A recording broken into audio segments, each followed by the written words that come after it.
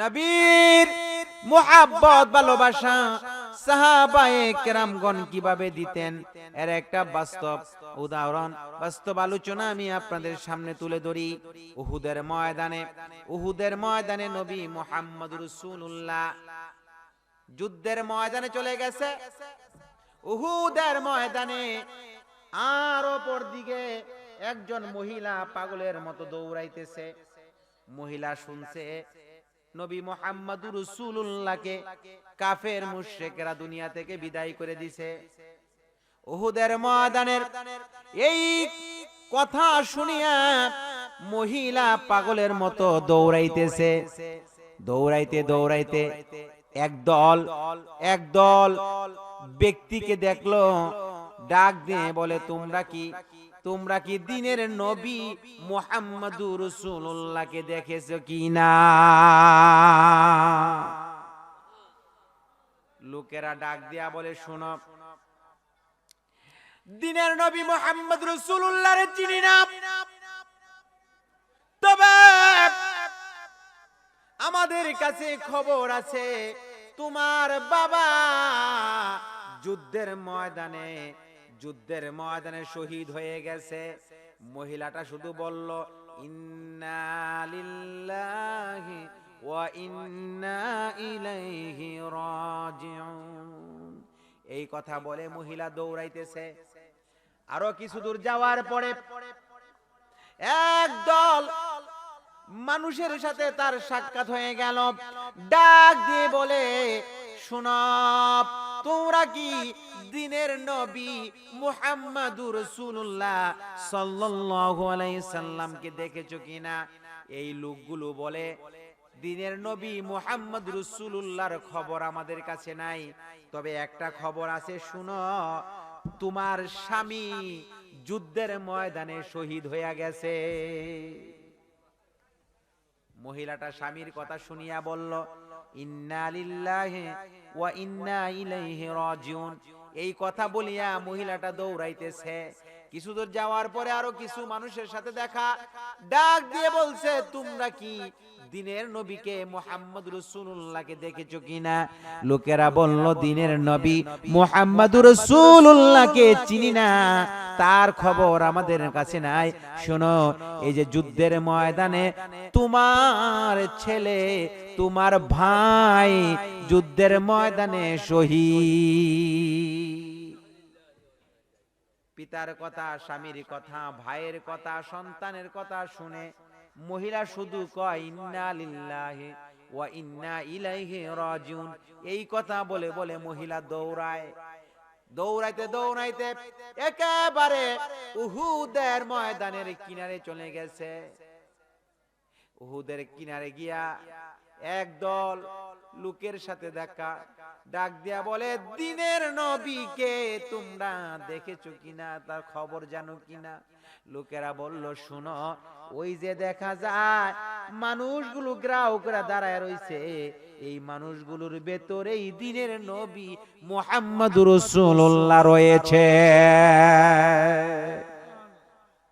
মহিলা দৌড়ায় গেলেন। দৌড়াইয়া এই ভিড় ভেঙ্গে ভেতরে প্রবেশ করলেন। নবীজির কাছে গিয়ে দাঁড়াইলেন। আল্লাহর নবীজি ডাক দিয়া কয়, মা, শুনো গো মা, তোমার পিতা, তোমার স্বামী, তোমার ভাই, তোমার সন্তান যুদ্ধের ময়দানে শহীদ হয়ে গেছে। মাগো, ধৈর্য ধারণ করো। মহিলা ডাক দিয়া কয়, ইয়া রাসূলুল্লাহ, আমার পিতা, আমার স্বামী, আমার ভাই, আমার সন্তান যুদ্ধের ময়দানে শহীদ। আমার মনে কোনো ব্যথা নাই, মনে কোনো দুঃখ নাই। নবী গো, আপনি যে অক্ষত অবস্থায় আছেন, আপনি যে সশরীরে আমাদের মাঝে আছেন, এর চাইতে আনন্দের আর কি হতে পারে? এই ছিল সাহাবায়ে কেরামগণের ঈমান। এই জন্যই তো নবী বলে, আখলিস দীনাকা ইয়াকফিকাল আমালুল কলিল, তোমার ঈমানকে খাঁটি করো, অল্প আমল নাজাতের জন্য যথেষ্ট হবে। আওয়াজ দিয়ে বলেন সুবহানাল্লাহ। ঈমানের দরজা অতিক্রম করে ইয়াকিনের দরজায় পৌঁছতে হবে। ঈমান শব্দের অর্থ হলো বিশ্বাস। ইয়াকিন শব্দের অর্থ বিশ্বাস, কিন্তু ঈমানের মধ্যে ভেজাল হয়ে যায়, ঈমান চুরি হয়, কিন্তু ইয়াকিন ভেজাল হয় না, ইয়াকিন কেউ চুরি করতে পারে না। ঈমানের উদাহরণ হলো দুধের মতো। কিসের মতো? দুধের সাথে ইচ্ছা করলে আপনি পানি মিশাইতে পারবেন। কি মিশাইতে পারবেন? পানি মিশাইতে পারবেন। সহজে কেউ ধরতে পারবে না, কিন্তু স্বাদ কমে যাবে। এক লোকের কাছ থেকে দুধ কিনতো শহরের এক লোক, তো সব সময় আলী দুধ কি পাতলা, স্বাদ লাগে না, তো একের পরে এক তিনি দুধওয়ালা পাল্টাইছে। এক মুরব্বিরে পাইছে, মুরব্বিরে পাইয়া কয়, চাচা অনেক দুধওয়ালার তো খেদাইলাম, দুধ ভালো দেয় না, মিথ্যা কথা কয়া দুধ বেচে, দুধের মধ্যে পানি মিয়া, আপনার দুধটা কিরকম, এক নাম্বার না দুই নাম্বার, আপনি কি পানি ছানি দিছেন? কয় আল্লাহর কসম আমি দুধে পানি দেই নাই। দুধে পানি না দিলে আমারে 1 সের দেন। 1 সের দুধ লিয়ে বাইত গেছে, তার বউরে কইতাছে, আজকে 1 নাম্বার দুধ আনছি, আল্লাহর কসম কইরা চাচা কইছে দুধে পানি দিছে না, আজকে দুধটা একটু মজা লাগবো। এই দুধ জাল দিছে, খাওয়ার সময় দিছে, দেখে আগের দুধ যেমন অনেকটা এমনই। কি রে চাচা কইলো আল্লাহর কসম দুধে পানি দিছে না, অন্দি পানিওয়ালা দুধ যেই স্বাদ, এদি এক স্বাদ। পরের দিন গে চাচারে ধরছে, চাচা চাচা কি কি লেগা আপনি দুধে পানি দিছেন? আল্লাহর কসম কইরা অনো কই দুধে পানি দিছি না। তাইলে দুধ দিয়ে আগের মতো ওই এদি পানি মারা দুধের মতো। বাবা রে আসল কথা কইতাম, আমি পানির মধ্যে দুধ দিছি, পানির মধ্যে আগই বালতির মধ্যে পানি লয়ে লইছে, এবারে দুধ দুয়াইছে। বাবা আমি পানির মধ্যে দুধ দিছি, দুধের মধ্যে পানি দেই না। আল্লাহ আল্লাহ, ডাইলে ভেজাল, চাইলে ভেজাল, কি কন? তেলে ভেজাল, ভেজাল আর ভেজাল, ভেজাল আর ভেজাল। বাজারে গেছে কাপড় কিনতো, কইতেছে ভাই কাপড়টা 1 নাম্বার কিনা, রং সং যাইতো না তো? কি কন? সাফার রং পাকা। সাফার রং কি পাকা, 1 ফুটও যাইতো না। এবার কিনে আনছে, দইছে, পরে হকার শেষ। পরে বাজার লয়ে গেছে, নিয়ে তুমি কি কইলা রং দিয়ে গেছে? আমি কোনো মিছা কথা কইছি বেটা? দেখ কাপড়ের কোন মাঝে সাপ দে না, দেখছিনি সাপটা জীবনটাই মনে লইছি। সাপ কি? সাপার রং পাকা, কাপড়ের রং না। কোম্পানির নাম যে লেখা দিছে না, এটা করে 1 নাম্বার, এটা গেছে না। দেখছেন নি কেমনে চালাকি করে? নাউজুবিল্লাহ বলেন। তো ঈমানের উদাহরণটা হচ্ছে দুধের মতো, ইচ্ছা করলে পানি মিয়ান যায় যেমন, ঈমান ইচ্ছা করলে কি বাড়ানো যা কমানো যা, ঈমান চুরি হয়। কিন্তু ইয়াকিনেরটা হইছে কি ঘিয়ের মতো। কিসের মতো? ঘি, মাখন, এটা দুধের থেকে উড়ানো হয়, কিন্তু মাখন যখন হয়ে যায় আর পানির সাথে মিশানো যায় না, এটা আলাদা হয়ে যায়। ঈমানের দরজা থেকে অতিক্রম করে কেউ যদি ইয়াকিনের দরজায় গিয়ে পৌঁছে যায়, তার ঈমানটা এত মজবুত হয়, এটা কিয়ামত পর্যন্ত চেষ্টা করলো তার ঈমান দুর্বল করতে পারে। এই জন্য বলা হয় জানে ইলমুল ইয়াকিন, আইনুল ইয়াকিন আর হাক্কুল ইয়াকিন। ইলমুল ইয়াকিন হলো এই যে আমি কথা বলতেছি এটা শুইনা বিশ্বাস করছেন, আর আইনুল ইয়াকিন মানে কি দেখা দেখা বিশ্বাস করতেছেন। হাক্কুল ইয়াকিন এগুলো বিশ্বাস করার পরে যে স্বাদ পাইতেছেন, ভালো লাগতেছে, এটা বিশ্বাস করার নামই হচ্ছে হাক্কুল ইয়াকিন।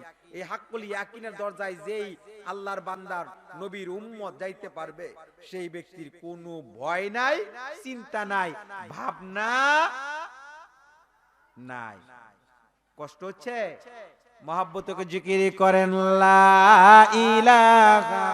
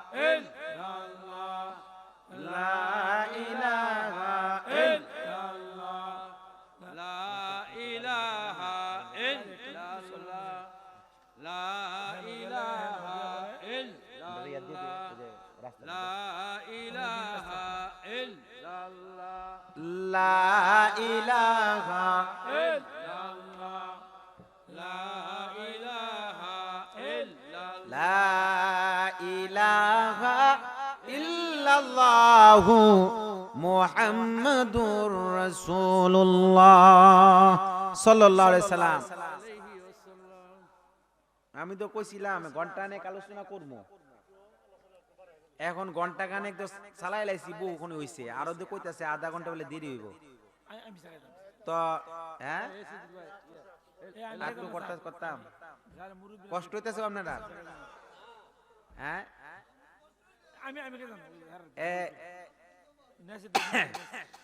বুঝতেছেন নি আলোচনা নাকি নাকি উল্টা উল্টা বুঝেন? একটা উদাহরণ দেই বুঝার লাগি।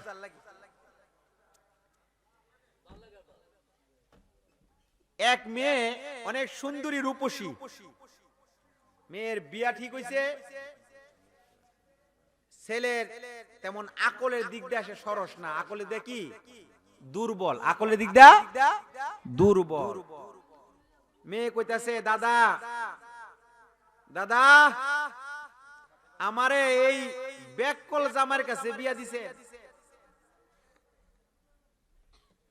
শুন তোর আকল আছে, হ্যাঁ আকল নাই, আমরা গরিব হ্যাঁ ধনী, আমরা টাকা পয়সা নাই হ্যাঁ টাকা পয়সা আছে, তোরে বিয়া দিয়া একটু উপকার আমরা পামু। কয়েকবারে বেককল মার্কা, মন খারাপ। দাদা কয় আমি তো আজমির শরীফে গেছিলাম অথবা হজে গেছি, আসার সময় একটা আতর লয়ে আইছি, তো যখন মনটা খারাপ লাগবো রাতের বেলা একটু আতরটা দিয়া তুই ঘুমাইস, দেখবি তোর কাছে ভাল লাগবে। আতর দিলে ভাল লাগে না? তো দিনও তো সময় পায় না, কাজ করতে করতে অনেক না অনেক আধুনিক যুগ হইছে, সব কিছু ওই কি বাজারে পাওয়া যায়, মেশিনের মাধ্যমে হয়। আগে তো আর এরকম আছেন না, দান বাইন্দা হ্যাঁ দান সাইল কইরা এরপরে বাত নানছে কি কন, তারপরে মরিচ কুটছে, হলুদ কুটছে, ধনিয়া কুটছে, কি করছে না এগুলা? এখন তো সবগুলো পাওয়া যায়। দিনের বেলা সময় পায় না, রাতে একদিন শুইতে গেছে, একটু আতর লইয়া নাকমুকো দিছে, আহারে কি গ্রহণ। জামাই কইতাছে একদিন দুই দিন তিন দিন, 3 দিন পরে জামাই কইতাছে তুমি প্রত্যেক দিন রাইতে খাও কি, আমারে দেও না? মানে মহিলা চিন্তা করতেছে আমি এমনি আমার জামাই আহলের দিকটা দুর্বল, ব্যাককল, অনে যদি এই আতরের কথা কই তাহলে সারা রাত শেষ করে লাইব।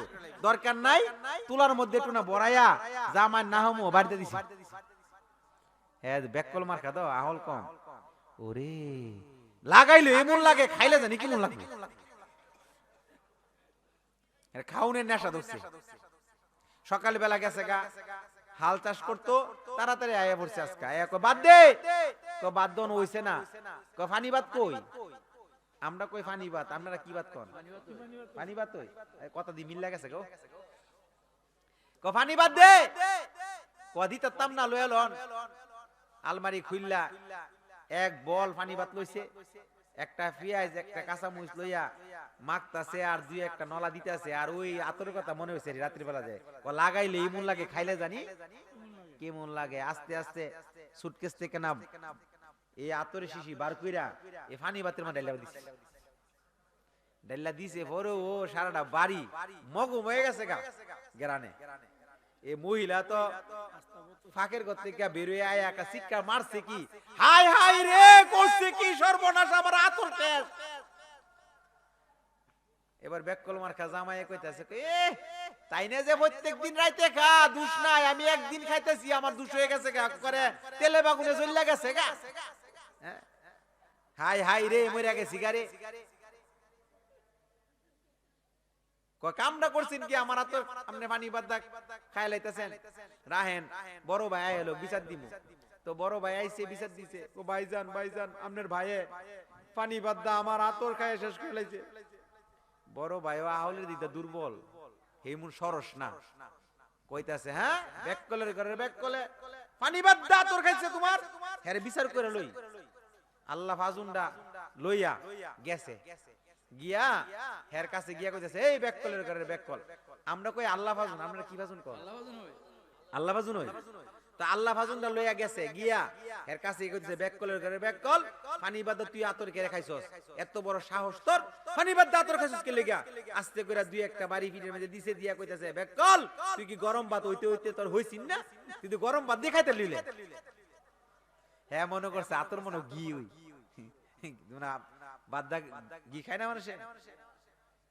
তো এমন বুঝা যদি বুঝি আমরা তাহলে কি চলবো? হ্যাঁ বুঝতে হইব, একটা কইলে আরেকটা হয়ে যাব, এরকম না। আল্লাহ পাক আমাদেরকে বুঝার তৌফিক দান করুন, বলেন আমিন। আরো জোরে বলেন আমিন। বন্ধুগণ, আল্লাহর ওলির মাহফিল, ওলি আল্লাহ আমাদের হওয়া দরকার কিনা?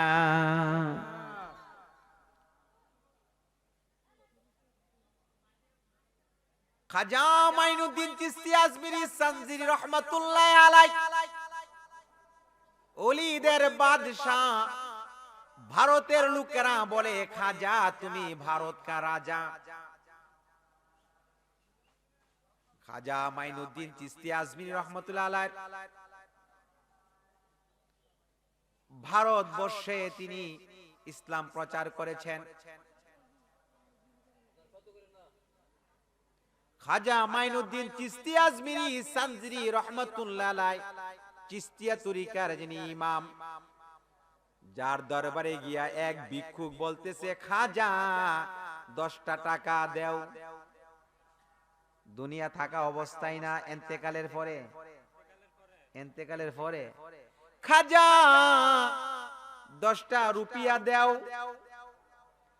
এই কথা শুনিয়া একজন লোক তারে ধমক মারছে, এই বেটা খাজার দেওয়ার কোনো ক্ষমতা নাই, নে আমার কাছ থেকে 10 রুপিয়া লয়ে যাইয়া।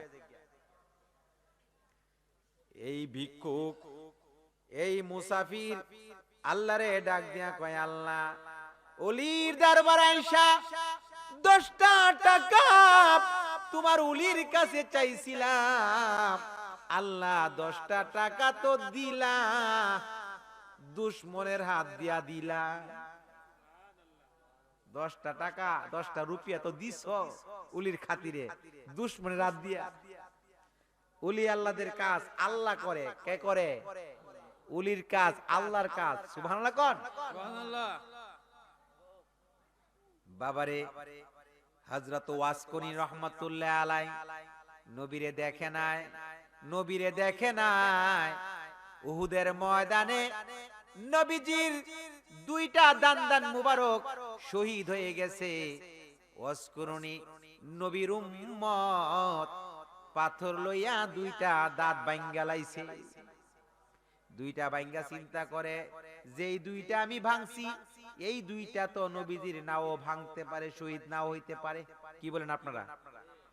এইভাবে 2টা করতে করতে মুখে যতগুলো দাঁত ছিল সব দাঁত ভেঙ্গে ফেলছে। দাঁত ভাঙ্গা কবিরা গুনাহ, দাঁত ভাঙ্গা কি গুনাহ? ইচ্ছা কইরা ভাঙুন যেত না।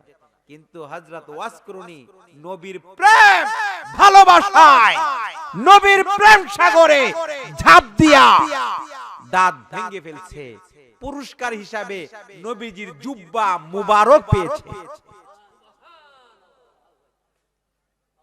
হযরত ওয়াসকরুনির সাথে দেখা করার জন্য এক লোক গেছে। যাওয়ার পরে দেখে হযরত ওয়াসকরুনি রহমাতুল্লাহ আলাইহি তিনি নামাজ পড়তেছে। কি করতেছে? নামাজ পড়তেছে। আর একটা বাগে কিছু ছাগল বকরি পাহারা দিতেছে। আর জোরে সুবহানাল্লাহ বলে গুণ হইব। হযরত ওয়াসকরুনি রহমাতুল্লাহ আলাইহি তিনি সালাম ফিরাইছে, নামাজ শেষ। এই লোকটা বলে যে আপনি নামাজ পড়তেছেন আর একটা বাগে ছাগল বকরি রাখালি করতেছে, এই বিষয়টা তো বুঝতে পারলাম না। হযরত ওয়াসকুরনি কয় আমি করি আল্লাহর কাজ, আল্লাহ করে তার সৃষ্টি দিয়া আমার কাজ।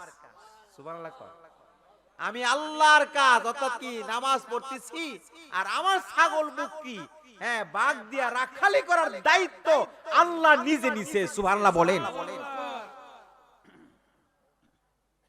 ওলি আল্লাহদের কি দাম। হ্যাঁ, ওলিদের মধ্যে শ্রেষ্ঠ ওলি হইছে আল্লাহর রাসূলের সাহাবীরা, শ্রেষ্ঠ ওলিয়ারা। ওলি মানে আল্লাহর বন্ধু। ওলি কি আল্লাহর বন্ধু। হযরত সফিনা রোম সম্রাটের মুসলিম সৈনিকদের সাথে দেখা করতে রওনা দিছে। সুবহানাল্লাহ কর। সুবহানাল্লাহ। কষ্ট হইতাছে। রোম সম্রাটের মুসলিম সৈনিকদের সাথে দেখা করার জন্য রওনা দিছে। চলতে চলতে এমন একটা জায়গায় পৌঁছে গেছে, এখন আর রাস্তা চিনে না। কি চিনে না? এখন আর রাস্তা চিনে না। রাস্তা তালাশ করতেছে, রাস্তা তালাশ করতেছে। হযরত সফিনা রাস্তা তালাশ করে, রাস্তা চিনে না। কিভাবে যাবে? রোম সম্রাটের মুসলিম সৈনিকদের কাছে কিভাবে যাবে? রাস্তা চিনে না। এমন সময় নজর করে দেখে একটা বাঘ অথবা একটা সিংহ তার সামনে এসে হাজির। সিংহ দেখার পরে হযরত সফিনা সিংহকে ডাক দিয়া বলে, সিংহরে শোনো, আমি আল্লাহর নবীজির গোলাম। কার গোলাম? আমি আল্লাহর নবীজির গোলাম। সিংহটা গর্জন দিতেছিল, এতক্ষণ নেজ লড়াইতেছিল। যখন আল্লাহ নবীজির গোলাম এই কথাটা বলার সাথে সাথে সিংহের গর্জন বন্ধ হয়ে গেছে, লেজ নড়ানো বন্ধ হয়ে গেছে, সিংহটা শান্ত হয়ে গেছে, জবানটা খুলে গেছে। জবান খুলে মানুষের মতো ডাক দিয়া কয়, আল্লাহ রসুলের গোলাম শোনো, তুমি যেমন রসুলের গোলাম আমিও রসুলের গোলাম। কি হয়েছে বলো?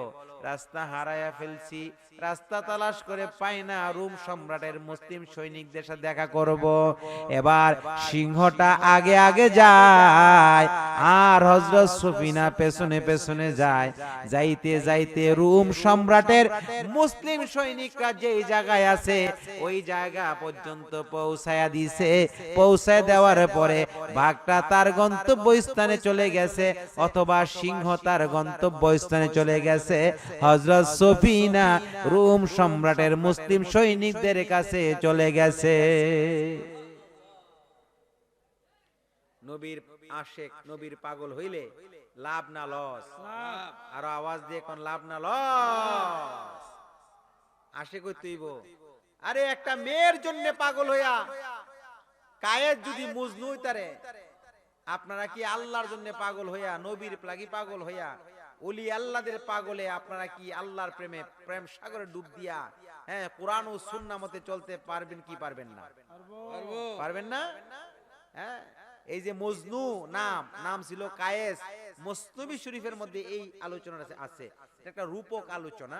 এই আলোচনাটা দিয়া বুঝাইতেছে লেখক আল্লামা জালালউদ্দিন রুমি রাহমাতুল্লাহ আলাইহি বুঝাইতেছে যে প্রেম ভালোবাসাটা কেমন। যে এই উদাহরণ দিয়ে বুঝাইছে একটা মানুষের জন্য, মেয়ের জন্য যদি একজন পুরুষ এমন করতে পারে, একটা যুবক এমন করতে পারে, তাহলে আল্লাহর বান্দা নবীর উম্মত হইয়া আল্লাহ এবং রাসূলের জন্য কেমন পাগল হওয়া দরকার, এটা বোঝানোর জন্য এই উদাহরণটা আনছে। এই মজনু মানে কায়েস, হ্যাঁ রাস্তা দিয়া হাইটা যাইতো, হ্যাঁ লাইলির বাড়ির কুত্তা দেখা হ্যাঁ গিয়া সুমা মারা দিত। রাস্তা দিয়ে যাইতো, লাইলির বাড়ির যে দেওয়াল, দেওয়ালের কাছে গিয়া সুমা খাইতো। নদীর পাশে গিয়া বসতো, নদীর পাশে বৈশা, নদীর পারে বৈশা বৈশা মাটিরে খাতা বানায়া আঙ্গুল রে কলম বানায়া লেখতো, লাইলি লাইলি কত জানান জ্বালাইলি, লাইলি লাইলি কত জানান জ্বালাইলি। একবার লেখে আরেকবার মুইসালা, একবার লেখে আরেকবার মুইসালা। এই পথ দিয়া যে পথিক যাচ্ছে তারা কয়, ওই কায়েস তুমি কি লেখো কি মুছো? কায়েস ডাকদা কয়, আমি আমার মাহবুবার নামটা লেখি আর মুসি, লেখলে মনে শান্তি লাগে, শান্তি লাগে, শান্তি লাগে। এই ঘটনা, এই বিষয়টা বাদশার কাছে চলে গেছে। বাদশার কাছে যাওয়ার পরে যে মজনু, যে কায়েস, যে সে এরকম উল্টা পাল্টা কাজ করে, একটা তাকবীর দেন, নারে তাকবীর, আল্লাহু আকবার, নারে রিসালাত, ইয়া রাসূলুল্লাহ, আহলে সুন্নাত ওয়াল জামাত, জিন্দাবাদ জিন্দাবাদ, হযরত মাওলানা রাসেল আহমদ আল কাদরি সাহেবের আগমন। শুভেচ্ছার স্বাগতম। তো যা বলতেছিলাম, বাদশার কাছে বাদশার কাছে এই বিচার পৌঁছে গেছে যে কায়েস এমন উল্টা পাল্টা কাম করে। কায়েস কি করে? উল্টা পাল্টা কাজ করে। বাদশা সে কায়েসকে মানে মজদুরে ধরছে, ডাক দিয়া কয়, কায়েস তুমি কেন লাইলির জন্য এত পাগল? এই কায়েস, লাইলির জন্য তুমি কেন এত পাগল? লাইলির বাড়ির কুকুরের পায়ে চুমা দেও, লাইলির বাড়ির দেওয়ালে চুমা খাও, লাইলির নাম লেখো আর মুছো। লাইলির জন্য দেওয়া না, লাইলির মধ্যে এমন কি আছে? লাইলি তো দেখতে এমন সুন্দরীও না। মজনু ডাক দিয়া কয়, বাদশাহ জাহাপনা, আমার চোখ যদি আপনার চোখ হয়ে যায়, ওই চোখ দিয়া যদি লাইলির দিকে তাকান, তাকায়া দেখবেন লাইলির প্রেম সাগরে জাপ দিয়া লাইলির প্রেমে এমন পাগল হইবেন, লাইলির জন্য এই দুনিয়াকে ভুইলা যাবে। পাগলামি বাইরা গেছে। মজনুর বাপ অর্থাৎ কায়েসের বাপ কয়, রে আমি হজলে যামু, হজ করবে, আল্লাহর ঘর তাওয়াফ করবে, সাফা মারওয়া দৌড়াইবে। হজে নিয়া গেছে সাথে কইরা, আল্লাহর ঘর তাওয়াফ করা শেষ, ডাক দিয়া কয়, কায়েস রে, ও কায়েস, তোর মন থেকে যেন লাইলির মোহাব্বত ভালোবাসা দূর হয়ে যায়, এই জন্য আল্লাহর ঘর কাবার সামনে দাঁড়াই আল্লাহর কাছে দোয়া কর। আল্লাহর কাছে এই বাইরাত যেন দূর হয়, দোয়া কর। কায়েস অর্থাৎ মজনু আল্লাহর কাছে অনেক কিছু চাইছে। অনেক কিছু চাওয়ার পরে মাওলানারা দেখছেন না দুয়ার মাঝে কত কিছু কয় না, আগে পিছে অনেক কিছু চাইছে। আল্লাহ এই করেন সেই করেন, কইতে কইতে শেষবারে ডাক দিয়া কয়, আল্লাহ খাস কইরা বিশেষ করে একটা দরখাস্ত দিলাম, দুনিয়ার সব মোহাব্বত আমার অন্তর থেকে দূর কইরা দিয়েন, লাইলির মোহাব্বতটা নিয়েন না, আরো বাড়ায়া দিয়েন। নিছিল বুত সারাইতো, ডাবল বুতে ধরছে। কি বুতে? ডাবল বুতে ধরছে। এর নাম হইল প্রেম। মানে না, ও দুনিয়ার কোনো কিছু মানতো না। বাইরেতে বাইরেতে আদা মরা কইরা নিল, মানি না, মইরা যামু আসিনিও। নাউজুবিল্লাহ বলেন। আল্লামা জালালউদ্দিন রুমি রহমাতুল্লাহ আলাইহি মসনবী থেকে এই গল্পটা, এই উদাহরণটাই না আমাদেরকে বুঝাইতেছে, একটা মেয়ের জন্য যদি একটা ছেলে এমন প্রেম, এমন ভালোবাসা হয়, তাহলে একটা আল্লাহর বান্দা নবীর উম্মতের বিষয়টা হবে কেমন, আল্লাহর সাথে কেমন মোহাব্বত থাকবে। কষ্ট হয়। হুজুর চলে আসছে, এই জন্য আর লম্বা চূড়া করার কোন সুযোগ নাই। শুধু ওলি আল্লাহর মাহফিল, সুন্নি মাহফিল। হ্যাঁ, মরার আগে একবার মরা দরকার। আমি জিকিরের মধ্যে বলছিলাম কি, কামেল পীরের চরণে ধর, কামেল পীরের চরণে ধর, মরার আগে কামেল পীরের চরণে ধর, মরার আগে মোহাব্বতে জিকির কর, লা ইলাহা ইল্লাল্লাহ, লা ইলাহা ভাইয়েরা আমার, বাবারা আমার, এই আলোচনা করার পরে আমি আপনাদের কাছ থেকে বিদায় নেব। মসনবী শরীফের মধ্যে একটা আলোচনা আছে। এক সওদাগর তুতা পাখি পালতো।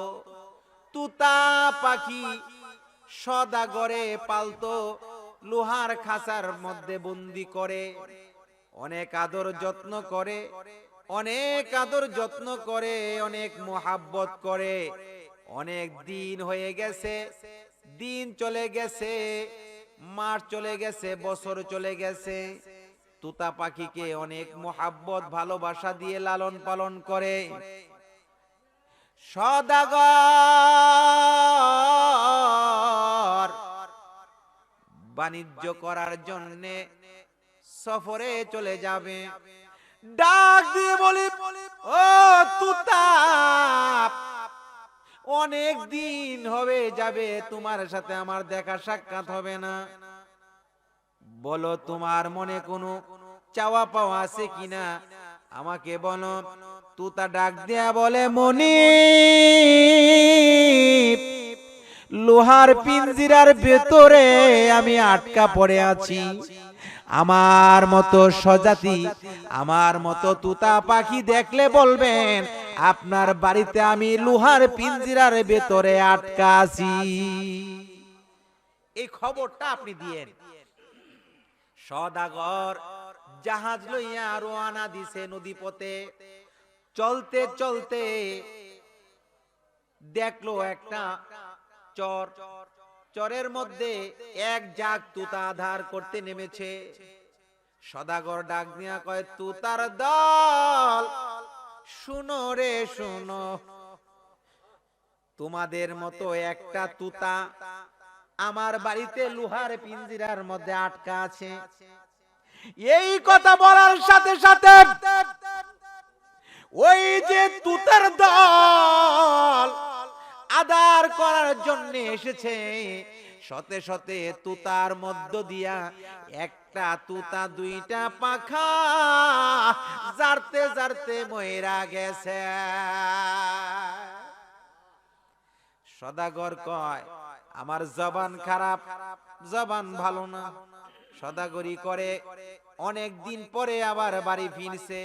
তুতা ডাক দিয়া কয়, মনিব, আমার খবর কি, আমার সংবাদ আপনি পৌঁছাইছেন কিনা? এই সওদাগর ডাক দিয়া কয়, তুতারে খবর তো পৌঁছাইছি, তবে বিপদ হইয়া গেছে। কি বিপদ? শুনো, কি বিপদ বলেন। তুতার কথা শুনিয়া সওদাগর ডাক দিয়া বলে, যেই মাত্র লোহার পিঞ্জিরার ভেতরে একটা তুতা আমার বাড়িতে বন্দি আছে। এই কথা শোনার সাথে সাথে ওই যে তুতার দল এই যাকে যাকে তুতা আধার করতে নেমেছে, সেখান থেকে একটা তুতা দুইটা পাখা জারতে জারতে মরে গেছে। এই কথা শুনতে দেরি, খাসার ভিতরে যে তুতাটা ছিল, ওই তুতাটাও পাখা জারতে জারতে মরে গেছে। এতো মরা জিনিসের লগে মহব্বত আছে, ভালোবাসা আছে। সওদাগরে চিন্তা করতেছে, আমার জবান এত খারাপ হইছে, হ্যাঁ, মালিক কি মার্কা জবান। হ্যাঁ, সওদাগর পিঞ্জিরার, লোহার পিঞ্জিরার দরজাটা খুইলা দিছে। তুতা বের হয়ে যা, যা যা যা। যায় না, বের হয় না। মরা জিনিস উঠতে পারে না, চলতে পারে না, লোহার পিঞ্জিরার ভিতরে তুতা পয়রা লইছে। সওদাগর হাত বাড়াইয়া তুতাটা ধইরা একটা ঢিল মাইরা দূরে ফেলে দিছে। যেই মাত্র দূরে ফেলে দিছে, ওই তুতাটা দুইটা পাকা জারা দিয়া গাছের ডালে। কই কই? গাছের ডালে। হাই রে হাই, এত বড় বাটপারি আমার লগে দুধ কলা দিয়া ফালি। তুতা এত আদর কইরা যতন কইরা দুধ কলা খাওয়াইয়া পারলাম। এই চালাকি কই থেকে শিখলি? এই সবক কে শিক্ষা দিছে? যাওয়ার আগে বইলা যা। তুতা ডাক দিয়া কয়, মনিব, আপনার মাধ্যমে আমি সংবাদ পৌঁছায় দিছি আমার পীরের কাছে, আমার উস্তাদের কাছে, আমার শায়েখের কাছে খবর পৌঁছায় দিছি আমি যে লোহার পিঞ্জরার ভিতরে আটকা আছি। বহু চেষ্টা করেছি, কলা কৌশল করেছি, শক্তি ব্যয় করেছি, অনেক পরিশ্রম করেছি, কোনো কাজ হয় না, লোহার পিঞ্জরা থেকে বের হতে পারলাম না। অবশেষে আপনার মাধ্যমে খবর পৌঁছায় দিছি আমার পীরের কাছে। মুর্শিদ গো, আমি সদাগরের লোহার পিঞ্জিরার মধ্যে আটকা পড়ে আছি, একটা সবক বাতলায়া দেন, একটা পরামর্শ দেন, একটা বিষয় বলে দেন কিভাবে লোহার পিঞ্জিরা থেকে মুক্ত হতে পারবো। আমার মনিব, আমার মালিক, ওই যে দেখছেন ঝাঁকে ঝাঁকে তুতার দলের মধ্য থেকে একটা তুতা দুইটা পাখা জারতে জারতে মরে গেছে। এটা হলো আমার পীর, আমার মুর্শিদ, আমার উস্তাদ, আমার শায়েখ। তিনি মরে নাই, মরে নাই, মরে নাই। আমারে এইভাবে মরার একটা বান কইরা বুঝাইছে, মরার আগে মইরা যা, লোহার পিঞ্জরা থেকে মুক্তি পাবি। এই সবক আমি এইখান থেকে শিখছি, এই কলা কৌশলে আমি এই নিয়মটা পালন কইরা আপনার লোহার পিঞ্জরা থেকে আমি বের হইছি। মারহাবা কোন। এই জন্য শয়তানের দুকা থেকে বাঁচতে হইলে, হ্যাঁ, উদাহরণ অনেক সময় দিত যে এক গ্রামের লোক শহরে গেছে কাজের সন্ধানে, ঠিক আছে, কিসের সন্ধানে? কাজের সন্ধানে গ্রামের লোক শহরে গেছে, যাওয়ার পরে দুপুরে খাওয়ার লাগে হোটেলের সামনে গিয়ে দাঁড়াইছে। এই হোটেল আবার সাধারণ হোটেল না, সাইনবোর্ডে লেখা আছে Bangla and Chinese restaurant. Bangla খাবারও চলে, চাইনিজ খাবারও চলে। এই দরজা দিয়া ভেতরে গেছে, যাওয়ার পরে দেখে আরো দুই দরজা, এক দরজার মধ্যে লেখা চাইনিজ, আর এক দরজার মধ্যে লেখা দেখি বাংলা। মনে মনে চিন্তা করতে, সব সময় তো বাংলা খাবারই খায়, কি কন, ভাত মাছ গুস ডাল সবজি ইত্যাদি ইত্যাদি, আজকে চাইনিজ খামু, সুযোগ যখন পাইছি চাইনিজ খামু। চাইনিজের দরজা দিয়ে ভেতরে গেছে, যাওয়ার পরে দেখে আরো দুই দরজা। ও আল্লাহ, এক দরজার মধ্যে লেখা আমিষ, আর এক দরজার মধ্যে নিরামিষ। মনে মনে চিন্তা করতে যে আমিষের যে দাম, প্রায় সময় তো নিরামিষই খাউন লাগে, কি কন, গুস মাছ দইতে কিনতারি না, টিয়া পয়সাও নাই। হ্যাঁ, আজকে যখন শহরে আইছি, সুযোগও পাইছি, আজকে নিরামিষ খাইতাম না, আজকে আমিষ খামু। আমিষের দরজা দিয়ে ভেতরে গেছে, যাওয়ার পরে দে আরো দুই দরজা। কই দরজা? দুই দরজা। এক দরজার মধ্যে লেখা যে নগদ, আর একটার মধ্যে বাকি। চিন্তা করতেছে হোটেলে আইসা কি নগদ খামু না বাকি খামু, নগদ খামু না বাকি খামু। ব্যাক করলে ভুল্লা গেছে গা। অনেক সময় গ্রামের যে ছোট ছোট দোকান আছে, মুদিমালের দোকান, হ্যাঁ, অনেক সময় লেখা থাকতো আজ নগদ কাল বাকি, বাকির অপর নাম আপনারা কোন কি, আরো জোরে কোন কি, ফাঁকি। হ্যাঁ, গ্রামের লোকে আরে বাহি দেয় না, আর অনেক আছে হোটেলেও বাহি গাইতো। চিন্তা করতেছে কিরে বাই কামু না নগদ কামু, বাই কামু না নগদ কামু।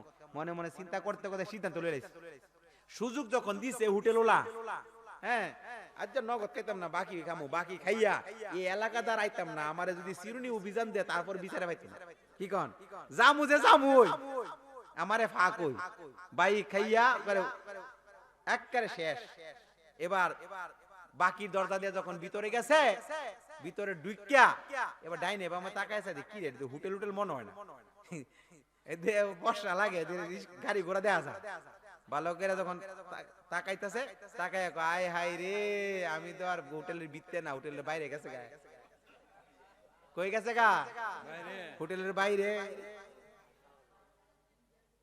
ভাই ঈমান নাই,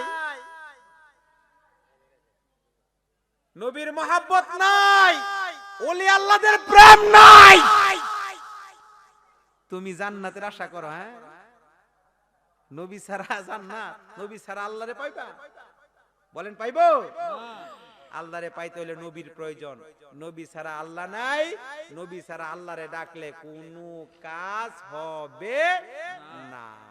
আর এই নবী রাসূলকে পাওয়ার জন্যই, আমরা সঠিক থাকার জন্যই আমরা একজন হক্কানি রব্বানি ওলি আল্লাহদের সহবতে আর মহব্বতে থাকি, এবং থাকাটা আমাদের একান্ত প্রয়োজন। বর্তমান প্রেক্ষাপটে একজন পীরের কাছে বায়াত হওয়া আমাদের জন্য ওয়াজিব হয়ে গেছে, ঠিক কিনা কর?